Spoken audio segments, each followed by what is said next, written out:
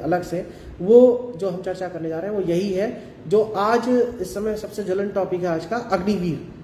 अग्निवीर आपको पता होगा, ये एक भारत सरकार के रक्षा मंत्रालय द्वारा लॉन्च की गई एक योजना है, जिसके द्वारा इस साल लगभग 46,000 लोगों को हमें भर्ती किया जाना है। और इसमें लगातार विवाद भी चल रहा है, लोगों ने कई हिंसा की घटनाएं भी कर डाली अलग अलग राज्यों में। उसके बारे में अभी 2 मिनट बाद चर्चा करें। पहले ये समझ लें कि वास्तव में है क्या ये योजना, क्या वो वास्तव में इस तरह से विवाद लायक है जो हम लोग उसके ऊपर इस तरह की हिंसा कर रहे हैं। इसमें आप देख सकते हैं कि सबसे पहली बात क्या है, 17.5 साल से लेके पहले था 21 साल तक के लोग इसमें आ सकते थे, अब 23 साल के लोगों तक एज कर दी गई कि 23 साल तक के लोग इसमें आ जाएंगे और वो इसमें पार्टिसिपेट कर सकेंगे और वो इंडियन आर्मी में सर्व कर सकेंगे।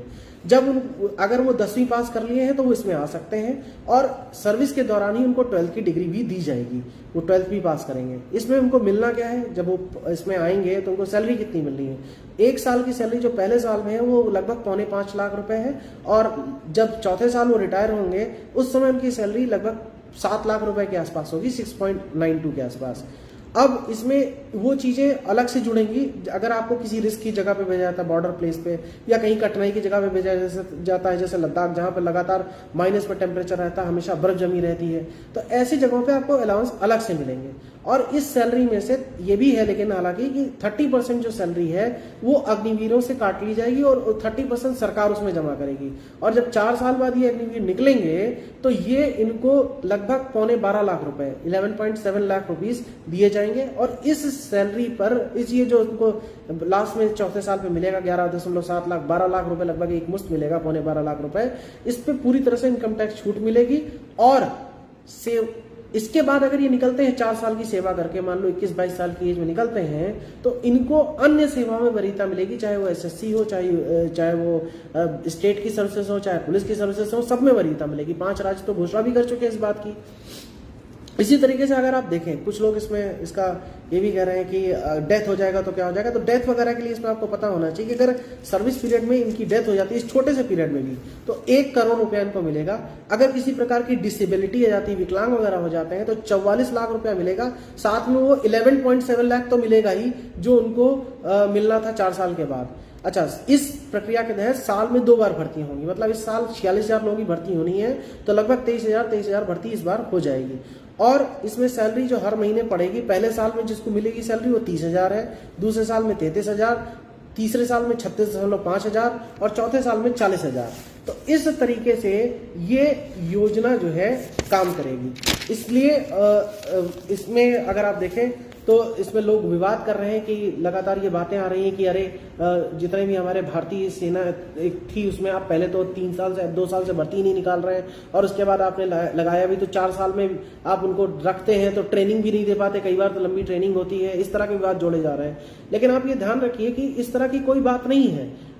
ये अगर आप देखें तो 17.5 साल से 23 साल तक के लोगों के लिए है, और उस एज में तो जनरली कई बच्चे बिल्कुल बच्चों की एज में होते हैं, उनको कोई नौकरी मिलने की बहुत अच्छी चांसेस नहीं होते हैं। और इस योजना के तहत संभव है, जो मुझे आगे लग रहा है, कि अधिक से अधिक लोगों को इसमें लिया जाएगा। और बाद में जिन लोगों को, कई बार ऐसा होता है कि कई बार गलती से किसी सर्विस में आ जाते हैं, आर्मी में आ जाते हैं, और बाद में कभी बार तनाव के कारण खुदकुशी कर लेते हैं, तो ये एक अच्छी बात है कि अगर मान लो कोई व्यक्ति 4 साल बाद इसको छोड़ना चाहता है, तो 21-22 साल का जब वो बच्चा होगा, लड़का होगा, तो वो किसी दूसरे करियर की तरफ ओरिएंटेट कर सकेगा, और साथ में उसको वरीयता भी मिलेगी, वहां पर उसको अलग से नंबर मिलेंगे कि वो पहले से आर्मी में सर्व कर चुका है, आर्मी का एक्सपीरियंस है, तो उसका भी उसको फायदा होगा। और ये कोई पहला देश नहीं है इंडिया ने बहुत रिसर्च करके ये काम किया है, तो पहला देश नहीं है जिसने ऐसा काम किया है। इससे पहले रशिया में, साउथ कोरिया में, इजराइल में और ब्राजील में व्यवस्था पहले से है। रशिया में अगर आपको पता हो तो 12 महीने के लिए जरूरी है कि सारे के सारे लोग आर्मी की सर्विस करेंगे।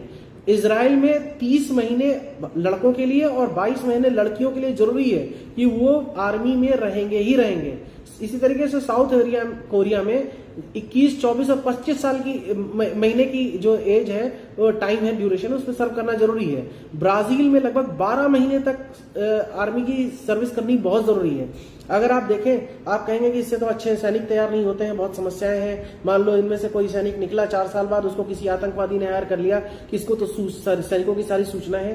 तो ये सारी अफवाहें ही हैं एक तरीके से, क्योंकि आप देखिए इजराइल का तो लगातार फिलिस्तीन से और अरब देशों से विवाद चलता रहता है, लेकिन वो तो ऐसा नहीं सोच रहा है, वो तो लगा रहा है इसी, बल्कि वो 4 साल से कम एज में इन लोगों को निकाल दे रहा है। साउथ कोरिया की अगर बात करें तो बगल में नॉर्थ कोरिया उसका सबसे बड़ा दुश्मन है, जो हमेशा अटैक करने की धमकी देता रहता है कि हम परमाणु बम छोड़ देंगे, लेकिन वो भी 21 महीने, 24 महीने और 25 महीने की कंपलसरी जो है, जरूरी जो है सर्विस, आर्मी की सर्विस करना चाह रहा है। अच्छा, अब ये तो सब हो गए विवाद की बात। लाभ अगर आप देखें तो सामान्य युवाओं से बेहतर निकलेंगे ये, जो भी 4 साल बाद सर्विस होकर के निकलेंगे। और एक तरीके से जो लोग एनसीसी कर रहे हैं, एनसीसी के बाद एकदम से क्या करें, और उनको ओरिएंटेशन ही केवल ये है कि नहीं हमें आर्मी में जाना है, तो उसी का आगे का रूप है, इसमें कर सकते हैं ये लोग।